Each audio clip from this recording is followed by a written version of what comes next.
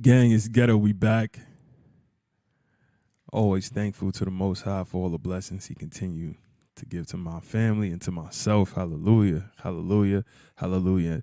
And very, very thankful to the Most High for all the blessings He bestows on your family and yourself.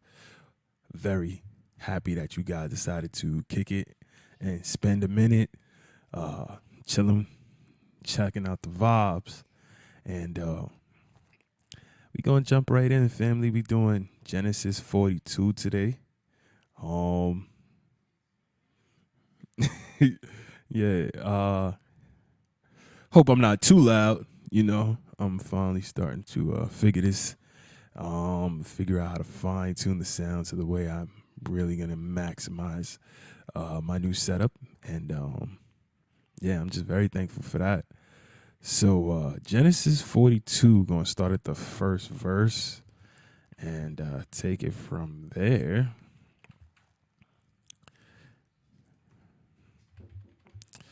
Yes.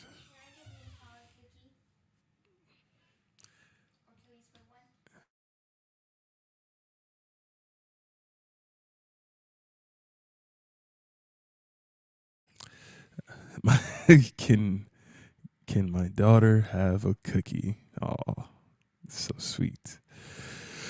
Oh man.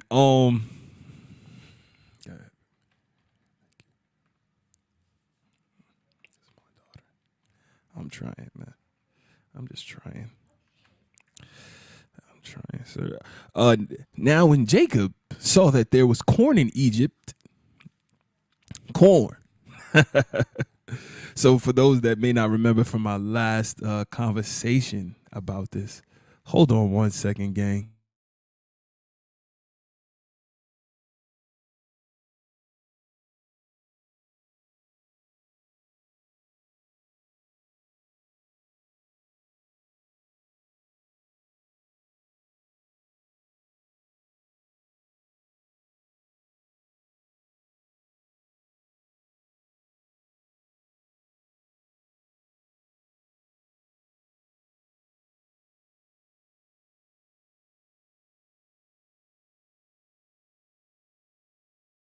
Sorry, family, pardon me for that brief interruption. That brief slice snafu, but you know how it is when the fam is home for Shabbat.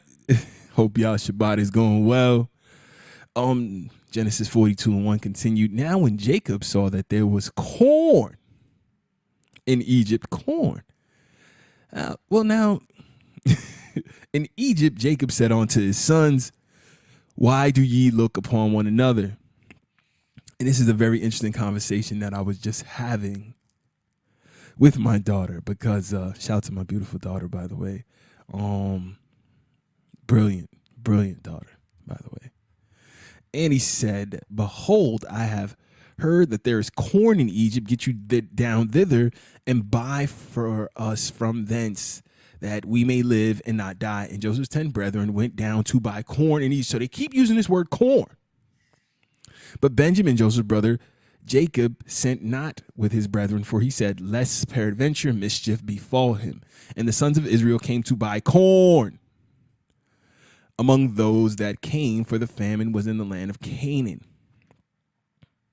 Corn, corn, corn, corn, corn, corn, corn.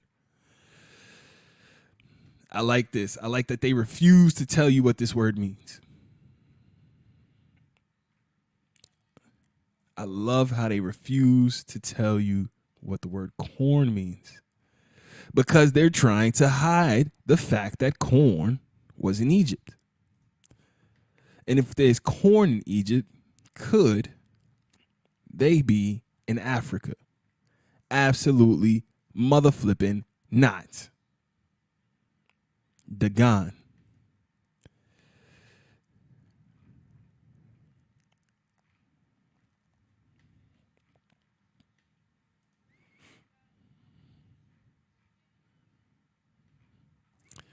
Give me a definition for corn. Don't lexicon. They playing with me right now. Yo, y'all play it. Y'all don't want to deal with the fact that it's corn in Egypt. I understand. it would mess up a lot. If there was corn in Egypt, corn. Shout to the Blue Bible Lexicon. Siber. 766A.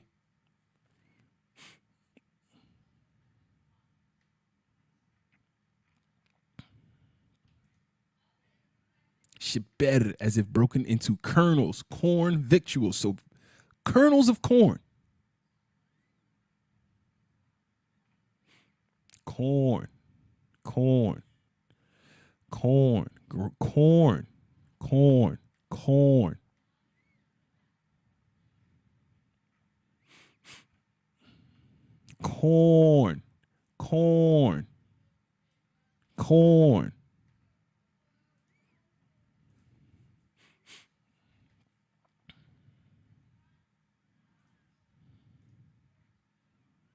They want to play like this ain't actual corn, because if they admit that this is corn, siber.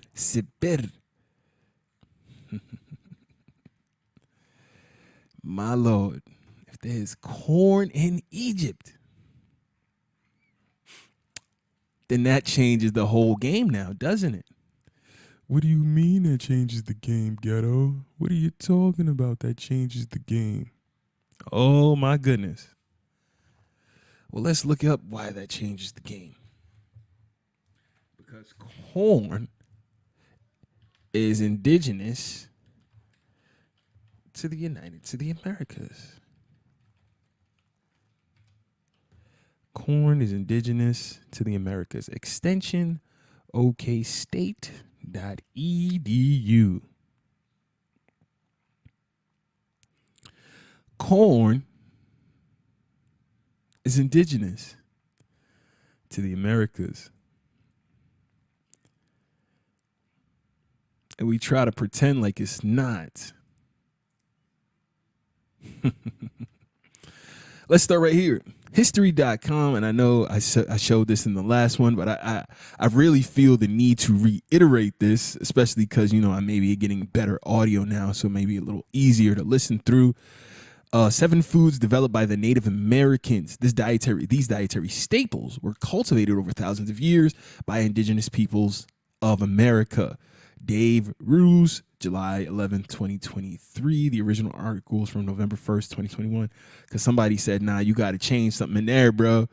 It's telling too much information. When Christopher Columbus reached the Americas, he hoped the land would be rich with gold, silver, and precious spices. But perhaps the New World's greatest treasure was his bounty of native crops cultivated for millennia by indigenous Americans. Cultivated for millennia, thousands of years.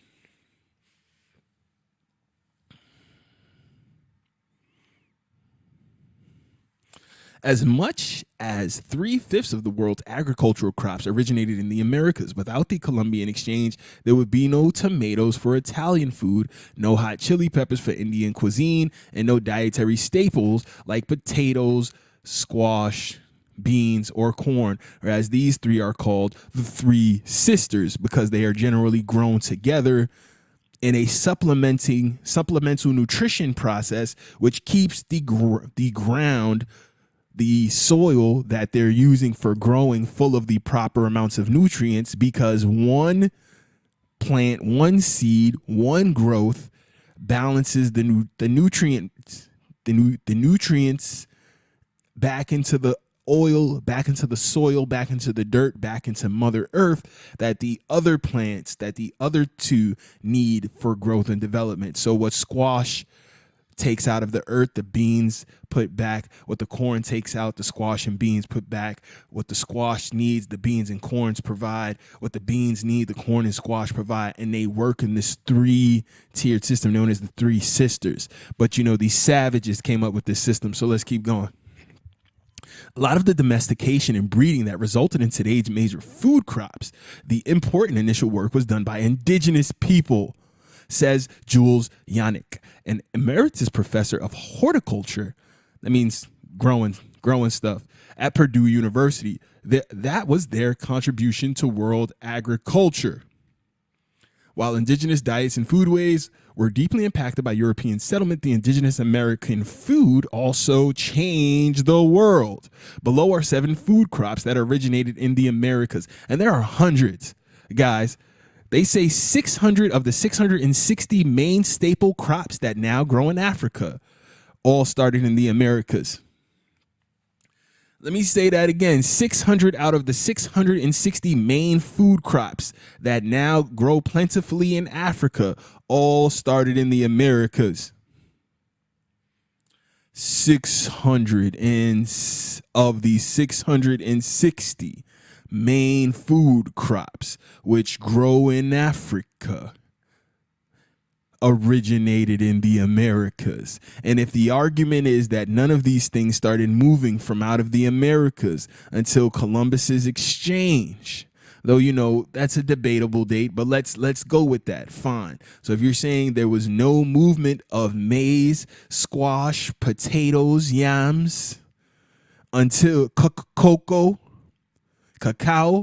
until 1400s, until the 15th century, then that means prior to the 15th century, the Americas was the only place in the world that had these things.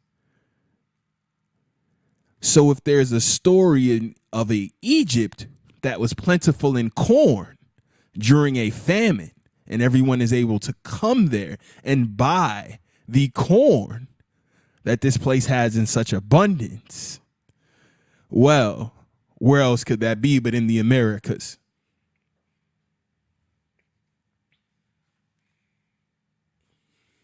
Ghetto, you sound crazy, bro.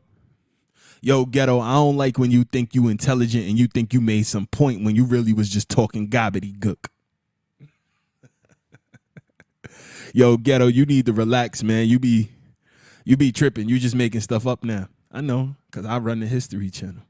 I run history.com. I code it at night when nobody's looking. I go in there and code it. Anyway, maize, or corn. Maize. Corn is dried and then ground into a flour, corn flour. When the Spanish arrived in the Antilles, they described a millet-like grain popular among the island. And that's another word that they try to use to cover it up. Millets. Millet-like grain. So corn is a grain. It's millet-like grain. Got you. Popular among the island natives. So this was extremely popular in the Antilles, in the islands. Barbados, Jamaica, Trinidad and Tobago. This is popular among all of them. Little more than a palm in length, ending in a point, the grains are about the form and size of peas. When ground, they are whiter than snow. Hominy grits. This kind of grain is called maize. The crop we know as corn was domesticated from wild teosinte grass as far back as 8,000 years ago in Mesoamerica. The maize grown in Americas, sea maize, wasn't even fresh like sweet corn, wasn't eaten fresh like sweet corn, but was allowed to dry on the stalk and then ground into flour for tortillas, cornbread, and corn mush. So cornbread is also something that we get from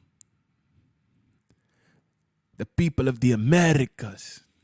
Oh, but all these southern folks like to eat cornbread and they like to eat grits. They like some sweet corn. They like yams. Sweet peas. Damn. So all the quote unquote black people from the South eat all this Indian food? Damn. all that beans, greens, potatoes, tomatoes, yam, hams, hogs, mogs, chicken, turkey, rabbit, you name it. You mean to tell me that came from Native Americans eating food styles? Yo, Ghetto, you just be saying stuff. From its origins in central Mexico, knowledge of the maize production spread to all corners of North and South America. Maize cultivation was an anchor for nomadic tribes and supported the growth of massive Mesoamerican city-states and empires like the Olmecs, Maya, Aztecs, and Inca. The need to continuously improve the corn harvest led to agricultural innovations like terraced mountainside fields in Peru and floating island gardens called chinampas in the shallow lake of Tenochtitlan. Enoch's land? Not the land of Enoch. They was growing corn in Enoch's land, the Aztecs. Black people are Mayans and Aztecs. Yo, shut up, ghetto! Oh, Jamaica. Oh. The earliest Native Americans to cultivate corn were the Pueblo people of the American Southwest, whose culture was transformed by the arrival of corn in 1200 BC. Very interesting, the story of the Pueblo people who had to migrate to find their homeland. The Pueblo people had to migrate to find their homeland. Maize seeds traveled back to Europe in 1494, and maize cultivation spread with the expansion of the Spanish Empire, making it all the way to the Philippines and China by the 1550s. Beans, greens, potatoes, tomatoes, yam, hams, hogs, mogs.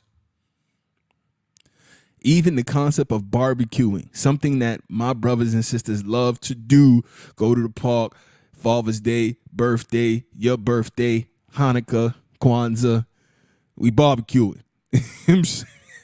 Like it could just be Wednesday. What you doing? Oh, we about to barbecue a little something real quick, throw a little something on the grill. These are things they got from their Native American heritage. But whatever. The ideal companion crop for maize was the nitrogen-fixing legume known as the common bean, Phaceolus vulgaris. Phaceolus vulgaris, or dry bean. Beans provided nitrogen-rich soil for maize, and corn stalks provided natural supports for the bean plant's climbing vines. Two of the three sisters supporting each other growing in the soil. But more importantly, says Yannick, a diet based on beans and maize is rich in its essential proteins that neither food can provide on its own. Maize alone is not a perfect food, says Yannick. It's missing some amino acids, particularly lysine, which is found in beans. Beans are deficient in other amino acids, cysteine and methionine, which are found in maize. So when you eat beans on a corn tortilla, which was the basis of Aztec and Mayan diets, you have a complete protein food that fuels empires. It can fuel the soldiers to fight wars for long periods of time and make them bigger, stronger, and faster than their enemies. Another game-changing legume of the New World was the peanut. So they made peanuts too, which originated in Brazil and made its way to Africa through the Portuguese slave trade. So they took these things to Africa, not the other way around. Let's talk.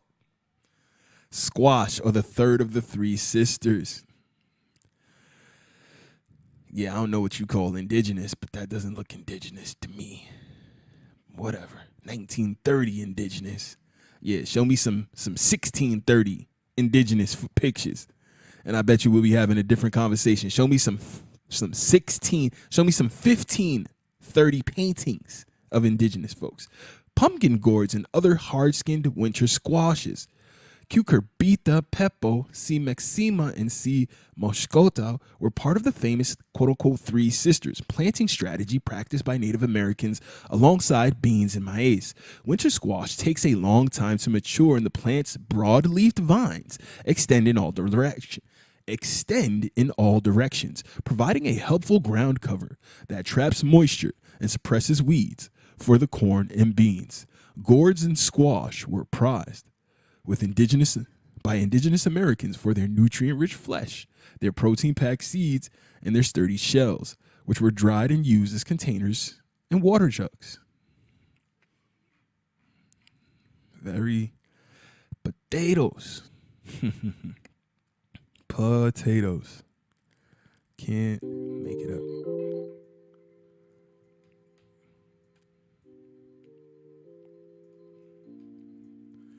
8,000 years ago, around the same time as maize was domesticated in Mexico, the humble potato was first cultivated high in the Andes Mountains of Peru. The starchy tuber doesn't look like a superfood, but potatoes contain every essential vitamin except A and D and are a significant source of protein. I thought you could only get protein from animal flesh. Potatoes, along with maize and beans, were a staple crop of the Inca, who grew their vegetables on terraced plots cut into steep Andean hillsides that reduced erosion and conserved water. Europeans didn't know what to make of the potato at first, but once farmers adapted the potato into European climates, it formed the foundation of the peasant diet. Because they're cheap to make and fill you up. Today, potatoes are the fourth largest production crop in the world and the first among non-grains. Sweet potatoes, Ipomoea batatas, originated in Central America about 5,000 years ago and not only spread throughout the Americas, but even made it to Polynesia, carried by the birds or storm-blown indigenous sailors. Sure, cassava, Manihuat utilissima, was native to Brazil. Cassavas. I love me some yuca. I love me some yuca fries. I love me some yuca in my soup. Cassava.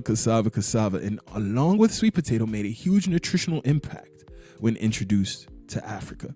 Tomatoes. The flavor-packed tomatoes of the New World began as wild blueberry-sized fruits in South America that were first domesticated in Mexico about 7,000 years ago. And it took people being able to blend and cultivate plants and doing gene splicing. The Native Americans did gene splicing to get the plants to the size and the textures and the taste and the flavors as we know them today.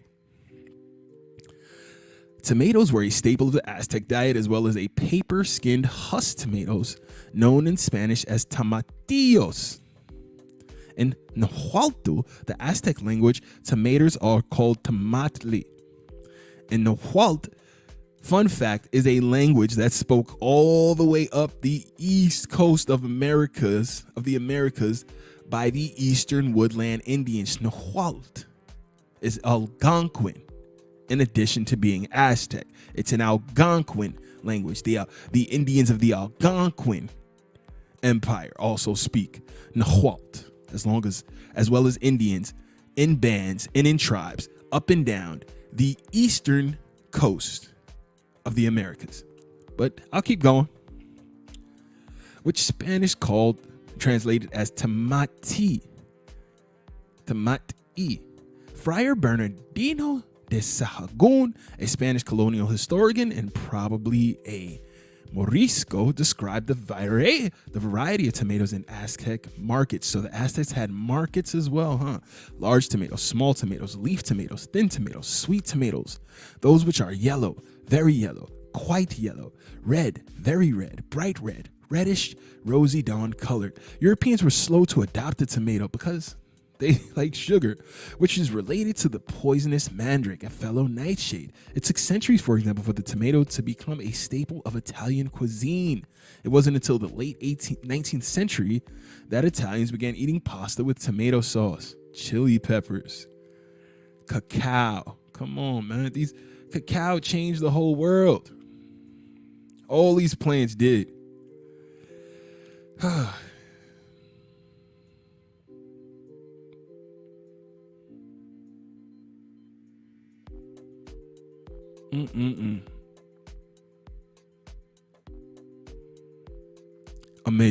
Amazing. Let's get back. Because y'all gonna try to play don't play with me. So,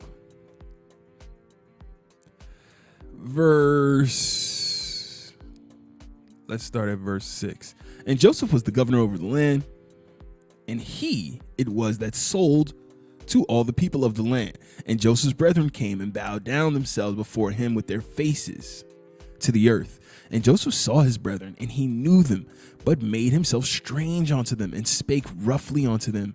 And he said unto them, whence come ye? So he's trying to disguise himself so they won't recognize him. And they said, from the land of Canaan, to buy food. And Joseph knew his brethren, but they knew him. They knew not him. And Joseph remembered the dreams which he dreamed of them,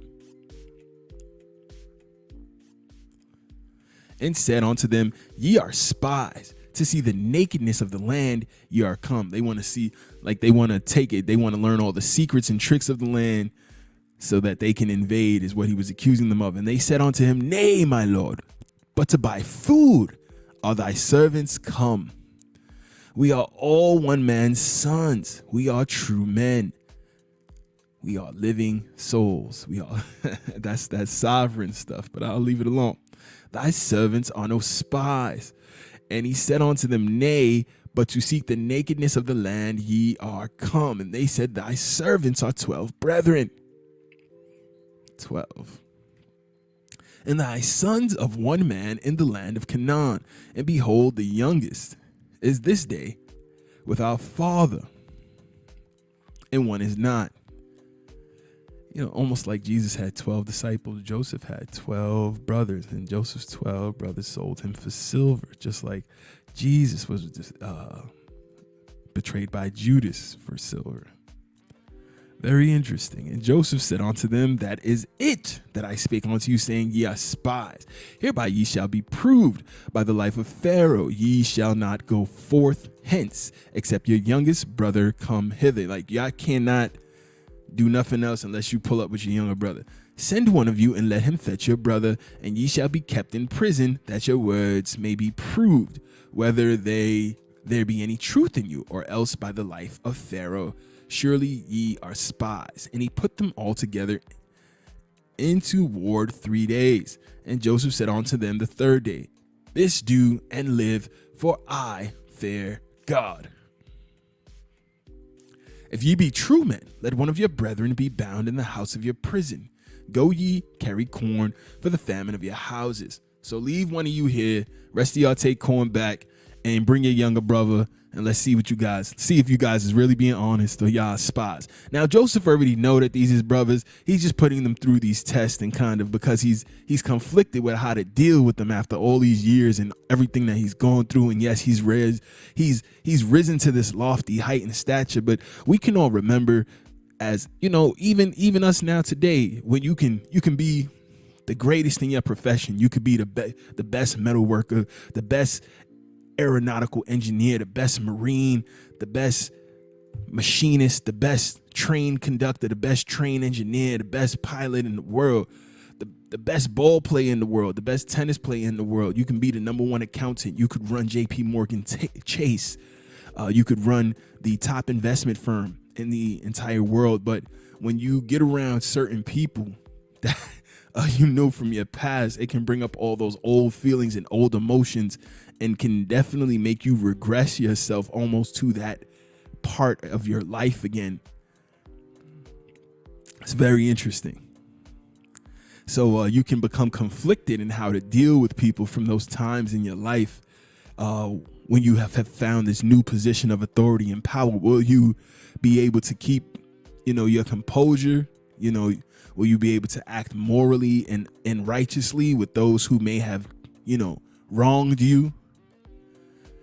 And almost what would be considered another lifetime at that point. It's like they dealing with the vizier of the Pharaoh. He's almost a completely different person than the man that they sold into bondage so many years ago. So would you be able to deal justly with people who did that to you? Let me know in the comments. Hit me up, hisghettopointofview@gmail.com. Let's talk about it. There's no right or wrong answer. I just want your thoughts, Appreciate that.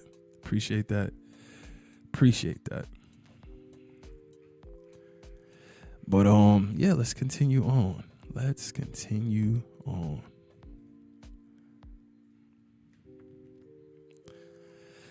And they said to one another, we are very guilty concerning our brother, in that we saw the anguish of his soul, and when he besought us, we would not hear. Therefore, this Therefore is this distress come upon us, meaning are we being punished for what we did to our brothers so long ago? And Reuben answered them, saying, spake I not unto you, saying, do not sin against the child? And ye would not hear. Therefore, behold, also his blood is required, meaning that God is asking for their brother's blood, very much like the way he asked Cain, where's Abel? And Cain said, am I my brother's keeper? And the Most High said, the earth cries out with his blood. And they knew not that Joseph understood them, for he spake unto them by an interpreter.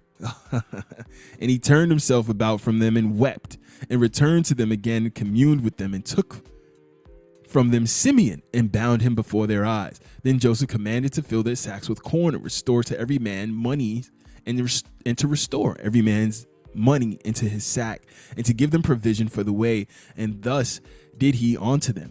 And they laded their asses with the corn and departed thence, meaning they put everything on the backs of their camels, got ready, mount up, and bounced. And as one of them opened his sack to give his ass provender in the inn, to feed his donkey some food after they got a bit of ways down the road and was gonna spend the night as they on their travels, he espied his money, for behold, it was in his sack's mouth. And he said unto his brethren, my money is restored, and lo, it is even in my sack. And their heart failed them, and they were afraid, saying unto one to another, what is this that God had done to us? Oh man, we about to really be in trouble with Pharaoh. Now he gonna think we stole the grain. Damn. And they came unto Jacob their father unto the land of Canaan, and told him all that befell unto them, saying, the man who is the Lord of the land spake roughly to us, and took us for spies of the country. And we said unto him, we are true men, we are no spies. We be 12 brethren, sons of our father, one is not, and the youngest is this day with our father in the land of Canaan. And the man, the Lord of the country, said unto us, hereby I shall know that ye are true men. Leave one of your brethren here with me, and take food for the famine of your households, and be gone, and bring your youngest brother unto me. Then I shall know that ye are no spies, but that ye are true men. So I will deliver you your brother, and ye shall traffic in the land. And it came to pass, as they emptied their sacks, that behold, every man's bundle of money was in his sack. And when both they and their father saw the bundles of money, they were afraid. And Jacob their father said unto them, me have ye bereaved of my children. Joseph is not, and Simeon is not. They both gone, and ye will be taken, and ye will take Benjamin away. All these things are against me. Why y'all keep doing this to me, man? What's wrong with you? And Reuben spake unto his father, saying, slay my 2 sons, if I bring him not to thee. Reuben is like, yo, you could kill my 2 sons in exchange for the 2 sons we lost, if I can't bring your son back to you. But we got to take Benjamin to Egypt, or Pharaoh is not going to let us get and do any more business. And he said, my son shall not go down with you, for his brother is dead, and he is left alone. If mischief befall him by the way in which ye go, then shall ye bring down my gray hairs with sorrow to the grave. And the famine was sore in the land, meaning it was getting really bad. There was no food. And it came to pass, when they had eaten up the corn which they had brought out of Egypt, their father said unto them, go again, buy us a little food. And Judah spake unto him, saying, the man did solemnly protest unto us, saying, ye shall not see my face unless your brother be with you. So we can't do no biz out there unless we bring Benjamin.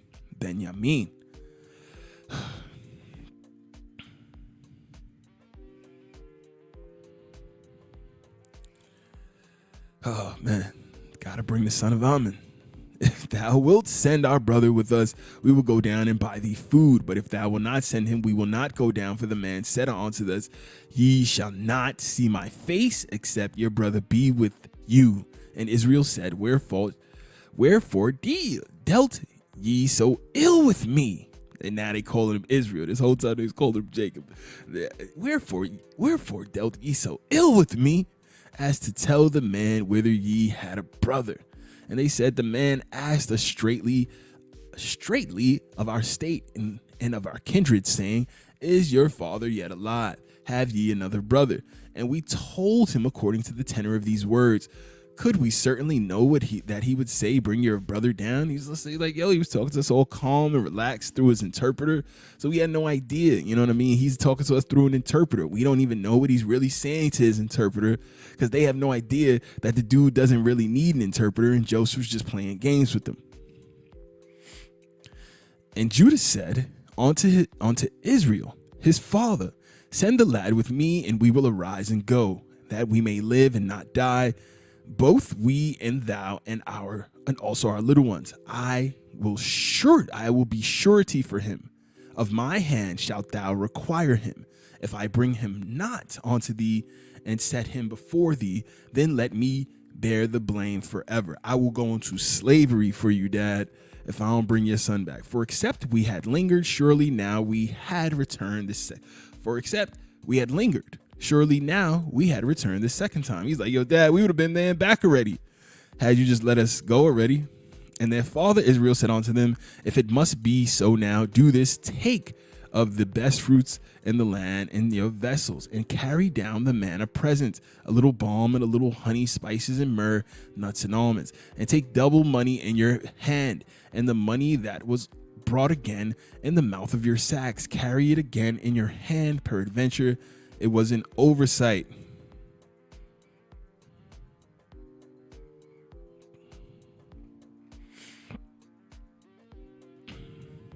Take also your brother and arise, go again unto the man, and go, and God Almighty give you mercy before the man, that he may send away your other brother and Benjamin. If I be bereaved of my children, I am bereaved. It'll kill me if I lose both my boys. I've already lost Joseph. That's what he thinks anyway. And the men took that present, and they took double money in their hand and Benjamin, and rose up and went down to Egypt and stood before Joseph. And when Joseph saw Benjamin with them, he said to the ruler of his house, bring these men home and slay and make ready, for these men shall dine with me at noon. And the man did as Joseph bade, and the man brought the men into Joseph's house. And the men were afraid, because they were brought into Joseph's house. And they said, because of the money that was returned in our sacks at the first time we brought in, that he may seek occasion against us, that he's going to ask us, yo, what the hell is going on, and fall upon us and punish us and take us for bondmen. He's going to put us in slavery and our asses. And they came near to the steward of Joseph's house, and they communed with him at the door of the house, and said, O sir, we came indeed at the first time to buy food. And it came to pass, when we came to the inn, that we opened our sacks, and behold, every man's money was in the mouth of his sack, our money in full weight, and we have brought it again in our hand. And other money have we brought down in our hands to buy food. We cannot tell who put our money in our sacks. And he said, peace be unto you, fear not. Your God and the God of your father have given you treasure in your sacks. I had your money. And he brought Simeon out unto them. And the man brought the men into Joseph's house, and gave them water, and they washed their feet. And he gave their asses provender, or provisions, food and water. And they came, made ready for the present against Joseph, came at noon. And they made ready for the present against Joseph, came at noon, for they heard that they should eat bread there. And when Joseph came home, they brought him in the present, which was in their hand into the house, and bowed themselves to him to the earth. And he asked them of their welfare, and said, is your father well? The old man of whom ye speak, is he yet alive? And they said, thy servants are good. Thy servant, our father, is in good health. He is yet alive. And they bowed down their heads and made obeisance. And he lifted up his eyes and saw his brother Benjamin, his mother's son, and said, is this your younger brother, of whom ye spake unto me? And he said, God be gracious unto thee, my son. And Joseph made haste, for his bowels did yearn upon his brother.